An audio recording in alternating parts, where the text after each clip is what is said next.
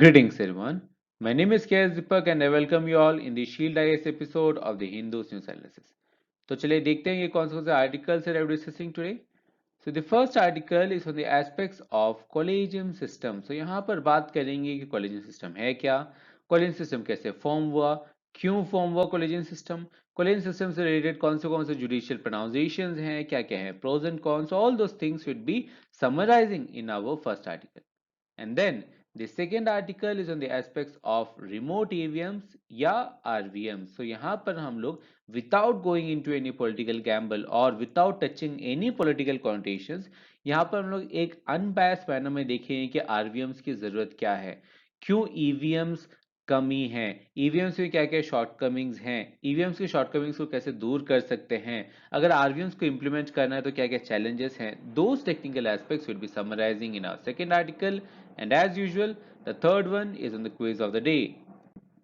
So let's start with the first article that is on the aspects of collegium system. अब यहाँ पर centre कह रहे हैं कि जो 5 कॉलेजियम सिस्टम से पिक किए गए जो जजेस हैं वो पोस्ट किए जाने वाले हैं सून. अब यहाँ पर क्लियर कट ये समझ में आता है एज यू नो कि जब भी हम लोग स्टेट की बात करते हैं so there is 3 branches of the state. There is the executive, there is the legislative and there is the judiciary. यहाँ पर जो डिबेट है that is between the executive and the judiciary and in sometimes legislative और judiciary for that matter. But यहाँ पर जैसे आप देख रहे हो यहाँ पर सेंटर का एक टेक है और जुडिशरी का अलग टेक है. जुडिशरी खुद को एग्जीक्यूटिव से सुपीरियर मानती है जबकि एग्जीक्यूटिव जो है वो जुडिशरी से सुपीरियर मानती है. जबकि अगर हम लोग कॉन्स्टिट्यूशन की पर्टिकुलरली बात करें तो कॉन्स्टिट्यूशन में तीनों दो ब्रांचेस हैं, एग्जीक्यूटिव हो, लेजिस्लेटिव हो या जुडिशरी हो, तीनों इक्वल टू वन अनदर हैं and they are at par with one another.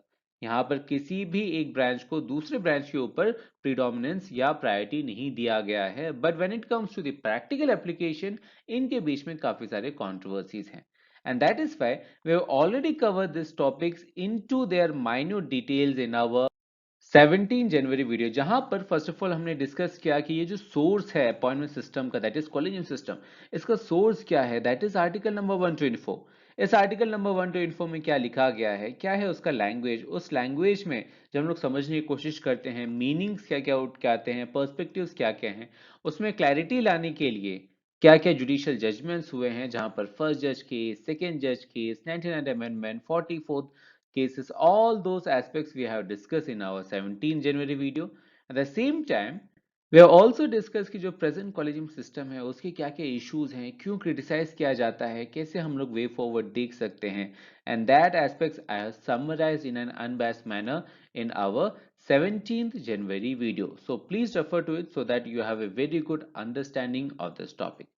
With that, now let's move to our next article that is on the aspects of remote EVMs. अब ये जो remote EVMs है वो again काफी controversial topic है. So let me again warn you guys, यहाँ पर किसी भी पॉलिटिकल एंगल में या किसी भी पॉलिटिकल गैम्बल में हमें नहीं पड़ना है. As far as UPSC is concern हमें एक अनबायस्ड तौर पे इसे समझना है. इसके जो नुआंसेस हैं जो कि यूपीएससी के लिए इंपॉर्टेंट है that we need to discuss here. So, what is EVM? EVM is an abbreviation of electronic voting machine. अब जो जनरली जो EVM है जो हम लोग देखते हैं they consist of two units. There is this control unit and there is this balloting unit. और ये जो कंट्रोल यूनिट है ये बैलेटिंग यूनिट से एक केबल के थ्रू कनेक्टेड होती है. और यहाँ पर जो कंट्रोल यूनिट है, कंट्रोल यूनिट का presence is under the presiding officer या पोलिंग ऑफिसर. सो इनके पास होता है कंट्रोल यूनिट. और कंट्रोल यूनिट में वो पर्टिकुलरली क्या करते हैं, जो पोलिंग ऑफिसर है जब आप जाते हो वोट डालने के लिए, सो दे वेरीफाई योर आइडेंटिटी. आपकी जो आइडेंटिटी है वो वेरीफाई करते हैं आपकी वोटर आईडी के साथ. Only and only after they have verified your voter identity then वो क्या करते हैं, वो जो बैलेट बटन है वो प्रेस करते हैं. And only after pressing the ballot button कि आप अपने वोट को कास्ट कर सकते हो. So this is a full proof system. और इसीलिए जो भी वोट्स हम लोग इंश्योर करते हैं, जो भी वोट्स हम लोग प्रेस करते हैं, जो हम लोग डिलीवर करते हैं using the EVM is very much legible in the nature. और ये जो ईवीएम्स है, ईवीएम्स इंडिया में डेवलप किया गया था way back in 1989 by the ECI itself in collaboration with the Bharat electronics limited. So BEL के साथ वो कोलैबोरेट करके at the same time electronics corporation of India के साथ ईसीआईएल के साथ वो कोलैबोरेट करके उन्होंने डेवलप किया था way back in 1989. So please remember this is a close coordination between ECI, BEL and ECIL. और जो ईवीएम फर्स्ट टाइम यूज किया गया था in the year 1982 during the by election to the north Paravur assembly constituency in Kerala. अगर all India level की बात करें so it was used for the first time in the general elections entire state में for the assembly of Goa in the year 1999 and soon after that it was used all over India for the general elections to the Lok Sabha itself. So that is the basic aspect of EVM. जब भी हम लोग EVMs की बात करते हैं there is an underline controversy यहां पर ये है कि जब आप ईवीएम्स में किसी भी बटन को आप प्रेस करते हो तो क्या वोट उस पर्टिकुलरली बटन से कंसिडर्ड आपके कैंडिडेट या पार्टी को जाता है या किसी और कैंडिडेट या पार्टी को जाता है. That is an underline controversy. और इस कंट्रोवर्सी को हटाने के लिए, क्लैरिटी लाने के लिए, ट्रस्ट लाने के लिए there is an verifiable system known as voter verifiable paper audit trial, जिसे हम लोग एब्रिवेट करके कहते हैं एज वीवीपैट. सो वीवीपैट में क्या होता है? So it is an independent system जो कि अटैच होता है विद द ईवीएम्स. सो ये बेसिकली क्या करते हैं, जैसे आपके ट्रांजैक्शंस के टाइम पे जब भी आप डेबिट कार्ड स्वाइप करते हैं या क्रेडिट कार्ड स्वाइप करते हैं there is a slip that comes out of the machine और उस स्लिप में आपके ट्रांजैक्शन नंबर, ट्रांजैक्शन डिटेल्स, कहां पे ट्रांजैक्शन हुआ, कब ट्रांजैक्शन हुआ, कितना ट्रांजैक्शन हुआ, all this details are encoded in that slip itself. Similarly जब भी आप वोट करते हैं तो वोट में मेक श्योर करने के लिए कि आप जिसको वोट दिए हो उन्हीं को वोट गया है कि नहीं, that ensurity you can make sure using this system. कैसे? क्योंकि इस सिस्टम में जब भी आप वोट कास्ट करते हैं एक स्लिप प्रिंट होता है that consist the serial number of the candidate, the name of the candidate जिसको आप वोट दे रहे हो and the symbol of the candidate जो कि एलोकेट किया गया है या उस पार्टी का सिंबल है. All this details is seen in the slip और वो स्लिप जो है वो आप 7 सेकेंड के लिए देख सकते हैं. That is within a transparent window. So please remember वो स्लिप आपको मिलता नहीं है, that is in between an system जो कि 7 सेकेंड के लिए आप क्रॉस चेक कर सकते हैं, क्रॉस वैलिडेट कर सकते हैं. आफ्टरवर्ड्स इट गोज, वो स्लिप जो है वो ऑटोमेटिकली चला जाता है और ऑटोमेटिकली वो एक सील्ड बॉक्स में चला जाता है जो कि टैली कर सकते हैं हम लोग in the future course.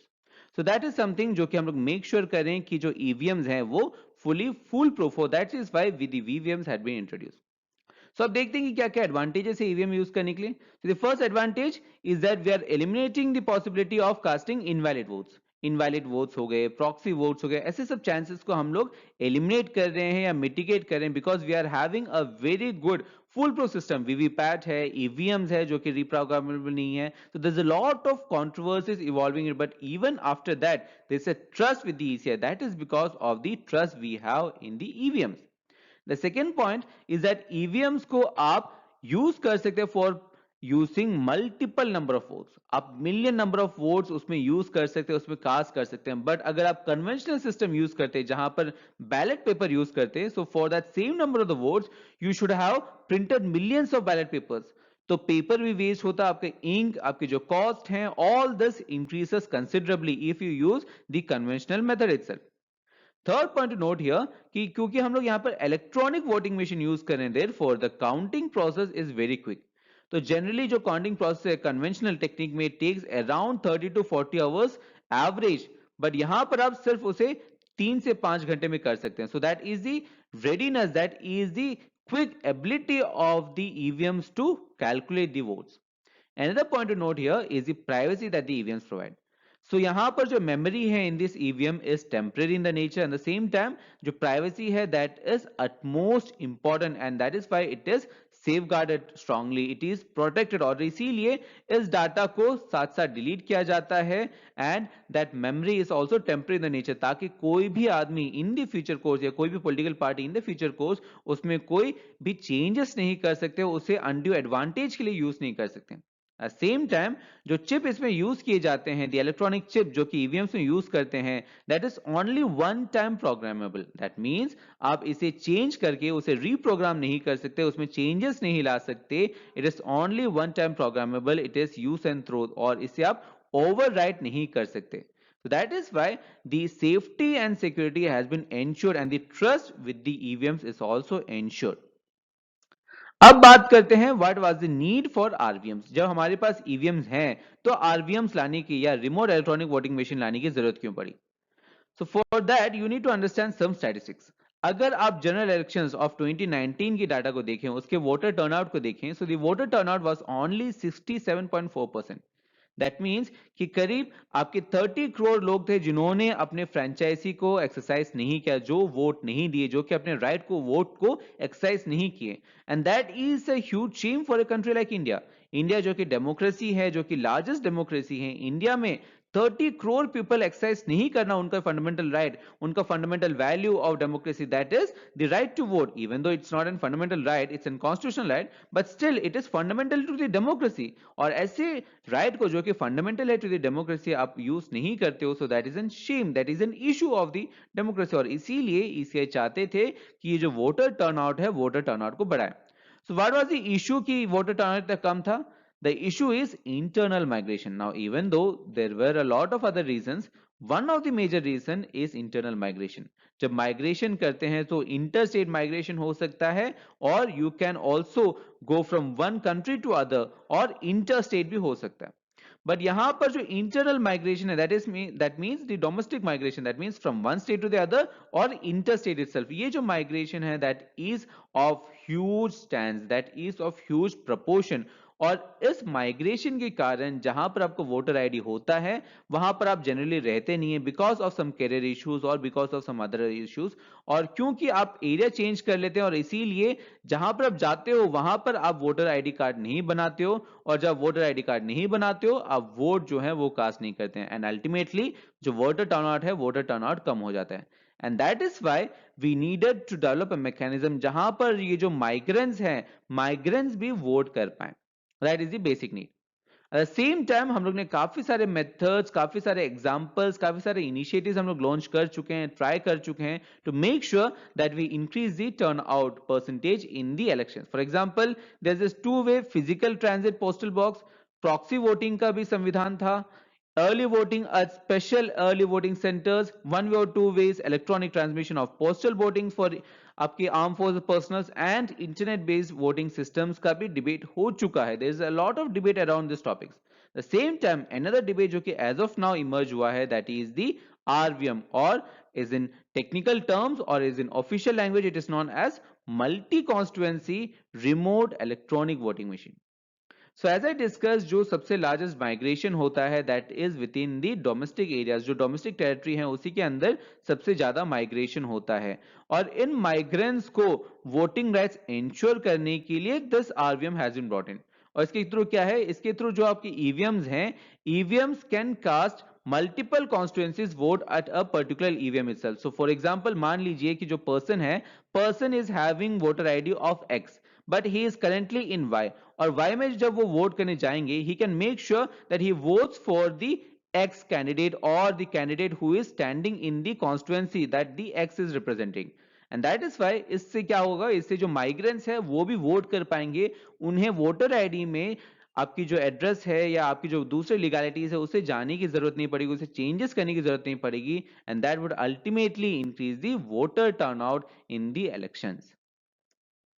With that, you need to understand one more aspect कि जब भी हम लोग ऐसे चीजों को बात करते हैं, आरवीएम्स हो गए, आपके ईपीएस हो गए, जितने भी चेंजेस हैं जो कि हम लोग ट्राई कर रहे हैं जिसके थ्रू हम लोग वोटर टर्नआउट बढ़ाएं, all these changes includes a lot of challenges also. For example, there is this administrative challenges, legal challenges होते हैं, technical challenges होते हैं. For example, administrative challenges में the first question may be कि enumerating remote voter self declaration कैसे आप declare कराओगे, same time कैसे आप एमसीसी इंप्लीमेंट कराओगे, आप नंबर ऑफ बूथ्स कैसे सेटअप कराओगे, प्रोविजन ऑफ पोलिंग एजेंट्स कैसे आप मेक श्योर करोगे। So there is a lot of administrative challenges, legal challenges भी हैं।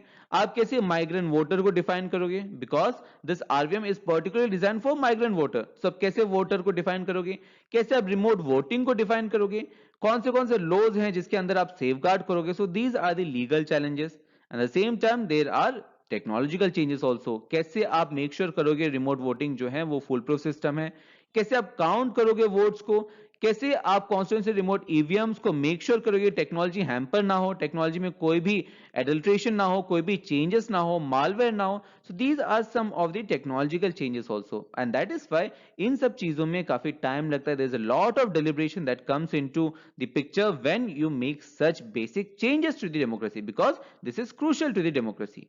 With that is on the aspects of quiz of the day. So the first question is regarding the aspects of trade agreements. क्या होते हैं PTAs, क्या होते हैं FTAs. Now this is a very important questions और काफ़ी सारे जो students हैं वो इसमें गलती करते हैं. So make sure that you attempt this question. The second question is on the aspects of life. Again, a very important topic, a very controversial topic. So इन दोनों questions जो हैं they are taken from the current affairs itself and they are of huge importance. So please attempt these questions. और इन questions के जो answers हैं along with the explanation would be provided to you in the form of PDFs. इसका जो link है वो आपको video के डिस्क्रिप्शन में मिल जाएगा, as well as जो PPT है जिसके ऊपर एनालिसिस किया that also in the form of PDF. It is a link in the video's description. So stay tuned for more content. Thank you. See you tomorrow.